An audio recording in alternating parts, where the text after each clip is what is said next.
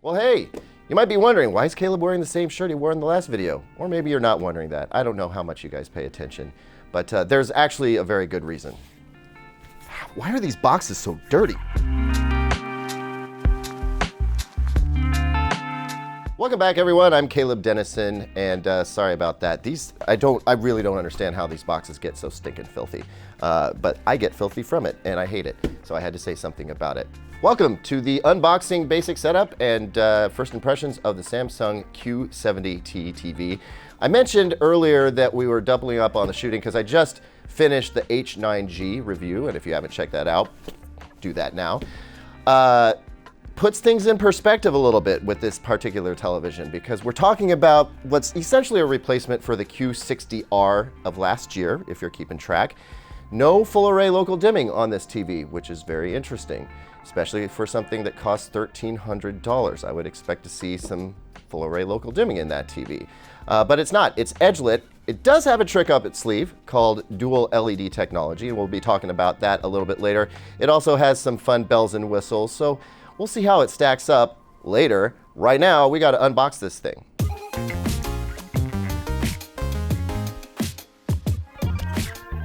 Well, we unpacked the box and this is what we got. Couple of legs. These are lightweight and plastic, and I assume inexpensive. There's some cable clips to go with those.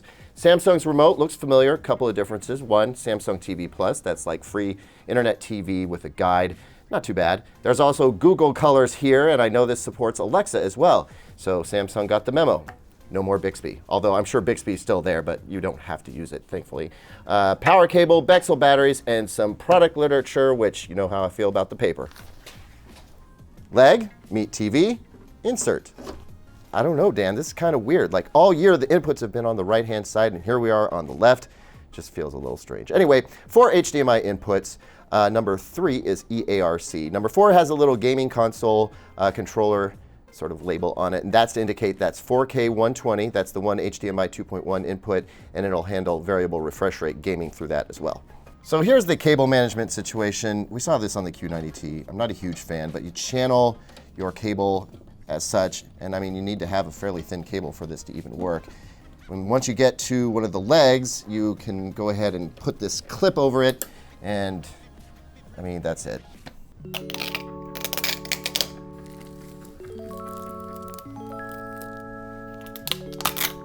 And here we go, we're all set up. It's a decent looking TV. I mean, it's got thin bezels, a very matte screen with effective anti-glare technology.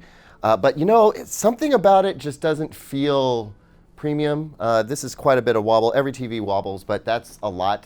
A little concerned about that. Maybe strap this guy down or wall mount would be fine. I think the only thing left for us to do now is turn it on and see what it looks like. Hello and welcome. Please download the SmartThings app on your mobile to start TV setup. You may press the right button to set up the TV with the TV remote. The accessibility function is available when you press... All right, that's enough. Okay, so as you can see, you can use Samsung SmartThings app. I've done that in the past. It's supposed to provide some conveniences like automatically logging you in to some of your streaming services.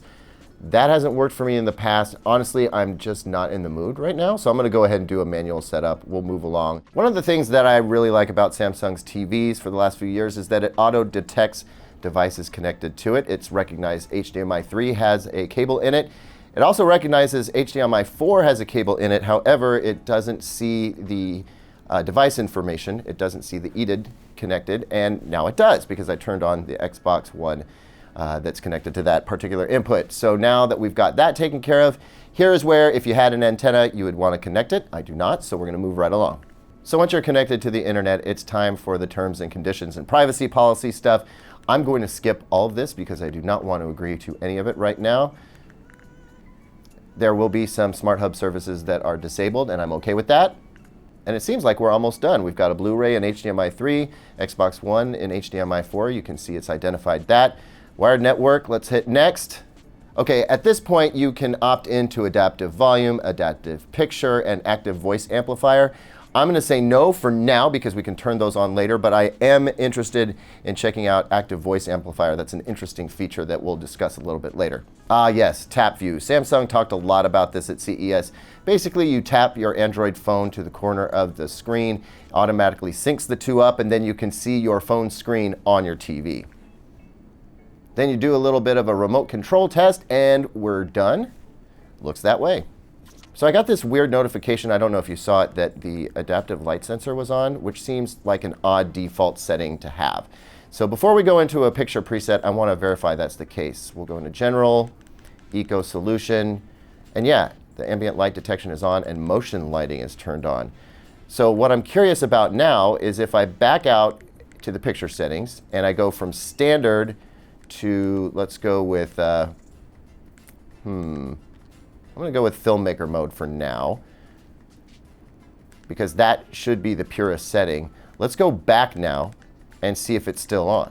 Eco Solution once again, and it is not. All right, so in the standard mode, just so you're aware, if you prefer the look of a standard mode, which is a lot brighter and a lot cooler color temperature, you might want to come and turn this stuff off.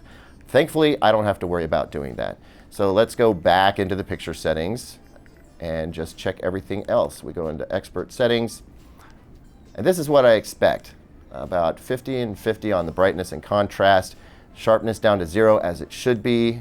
It's really not a setting they should put in TVs anymore. It just creates noise. I don't know why it's there. Apply picture settings to all sources. I like that, though we're gonna have to check and see if that counts for apps too. Picture clarity settings off, contrast enhancer is off. We don't need to worry about film mode right now. Shadow detail, interesting. I have not seen that setting in a while. All right, so you know what?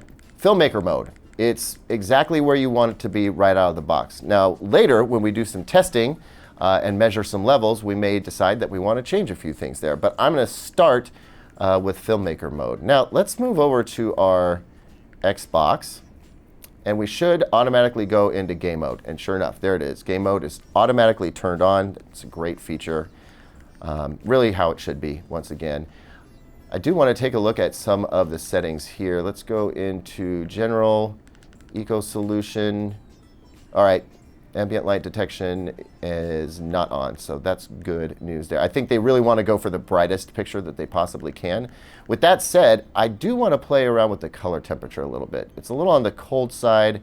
I want to see how we feel if we warm it up. So let's get down to the, I guess it would be under color tone now. Yeah, warm one. That's a little bit better. All right, so game mode is now set up. Last thing we're going to want to do is get into some apps. And it doesn't look like we have agreed to the terms and conditions. So when I skipped that earlier, it didn't really let me get away with it. I'm just going to have to agree to some of these and move forward. Yeah, I guess I should have gone through this in the first place because the pick for the voice assistant is here as well. So now we can bypass Bixby, go with Amazon Alexa. Gosh, and now we have to set up Alexa by going to Amazon site and inputting a code. Hold on. All right, we got through the Amazon Alexa and Amazon Prime Video setup. That's a little extra. And now we can add apps, but I mean, look at what's available here. Apple Music, sure, but Discovery Go, Showtime, Disney Now. What about Disney Plus? What about HBO Max? Those are the ones I would expect to see here. This does not seem like the kind of experience that I would expect. Yes, I'm ready to enjoy the Smart Hub. All right, so some of the usual suspects are here already, but I'm going to have to go and add some of the ones that I mentioned earlier. I'm not going to drag you through that. I am, however, going to drag you into YouTube because I want to see if it carried over our SDR picture settings from when we were setting up our HDMI input picture settings, and it looks like it did. We're in filmmaker mode, so that's great news. Now I want to check out some HDR stuff. We'll go into Umbrella Academy because this title is in HDR. If this TV supported Dolby Vision, it would be in Dolby Vision, but we get the HDR standard version right now. And, well, I'll keep my commentary on the picture quality for a little bit later. Right now, I just want to check out the picture settings. We are still in filmmaker mode, which I would expect to be, you know, a little bit darker. But what I don't understand is why it's not indicating to me that we're in HDR. This is very clearly an HDR title. Let's try something else. Let's try a little bit of Ozark, because we know that that, as we see here, is in HDR. I don't want to get a takedown order, so we'll pause that and again check out the picture settings. It's saying nothing about HDR. Well, looks like I have a few things to sort out with Samsung, because some of this is mysterious. I would expect to see some sort of HDR tag in the picture settings, but you know, while we're here, I gotta say this is not a very bright TV. And what I've seen of HDR so far, not super impressive, but on the other hand, I'm kind of impressed by this backlight considering it doesn't have a full array local dimming system. Well, there you go. Took a little patience, but we got there eventually. And my first impressions are, I was expecting a little bit more. I know that this TV effectively replaces the Q60R from last year, but it still is a QLED TV. I know that we're getting that color gamut, but if we don't have more brightness, we're not getting the color volume. So we're going to want to look deeply into that and see how this thing plays out in the full review. Thanks for watching, everyone. What do you think about the Q70T here? Drop me a comment down below, like, subscribe, hit that notification bell, and as always, visit digitaltrends.com for the latest tech news and reviews.